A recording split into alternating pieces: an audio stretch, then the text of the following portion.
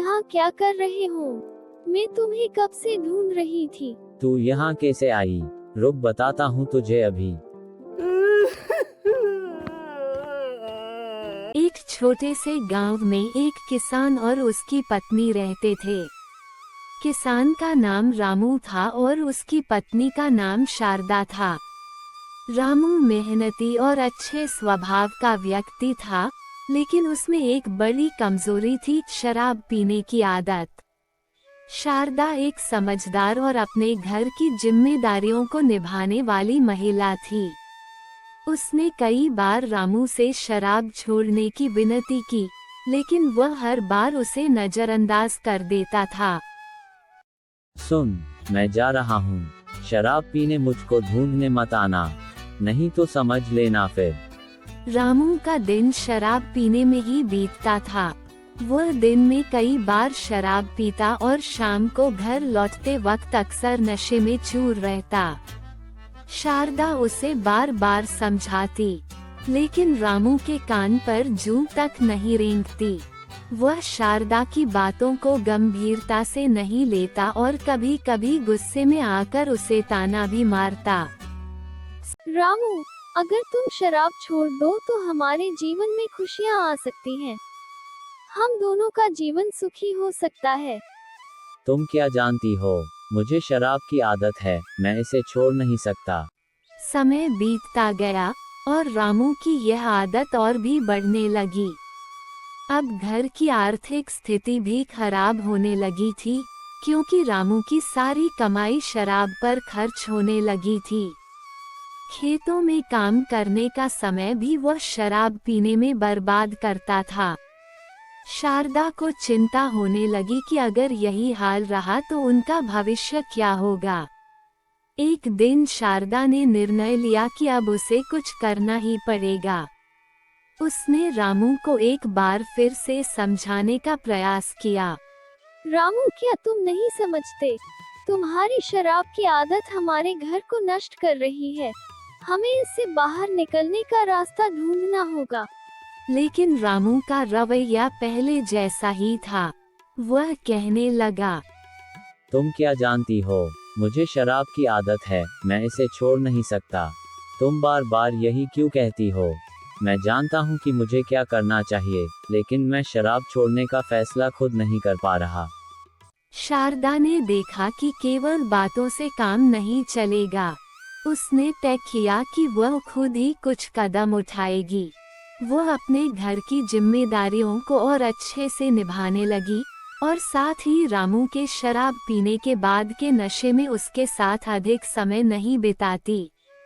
एक दिन शारदा ने एक नया तरीका अपनाया।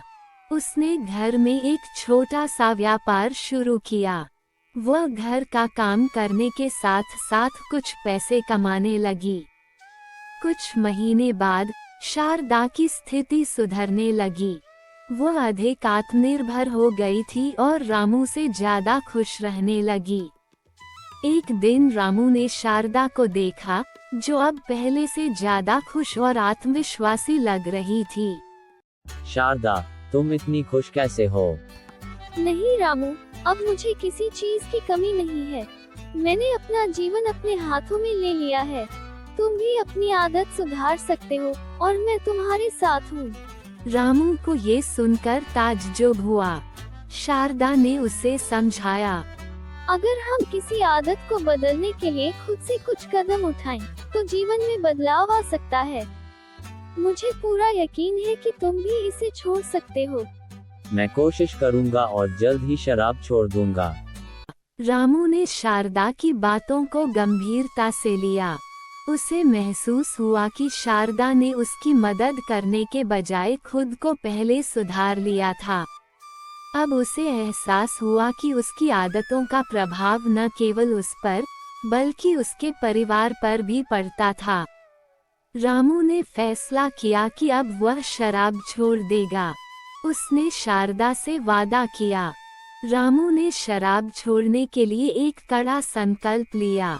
उसने शारदा से मदद मांगी और एक दिन भी शराब के बिना नहीं रहने की कसम खाई। पहले कुछ दिन उसके लिए मुश्किल थे, लेकिन शारदा ने उसका साथ दिया और उसका हौसला बढ़ाया।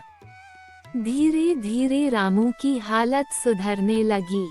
उसने खेतों में काम करना शुरू किया और घर में खुशहाली का माहौल बन गया।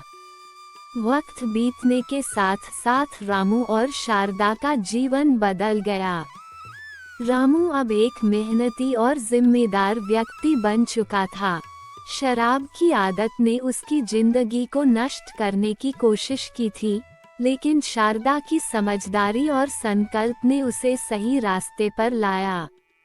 आज भी रामू और शारदा एक साथ खुशहाल जीवन जी रहे हैं और उनकी कहानी उन लोगों के लिए प्रेरणा बन गई है जो किसी न किसी बुरी आदत से जूझ रहे हैं। ये कहानी हमें ये सिखाती है कि किसी भी बुरी आदत को छोड़ने के लिए हमें खुद में बदलाव लाना होता है। जब तक हम अपनी जिम्मेदारी को समझते हुए सुधार की दिशा में कदम नहीं उठाते, तब तक बदलाव संभव नहीं है। शारदा का संकल्प और रामू की जागरूकता ने उनके जीवन को बदल दिया और यह हमें ये संदेश देती है कि सही मार्ग पर चलने के लिए हमें साहस और समर्थन की आवश्यकता होती है।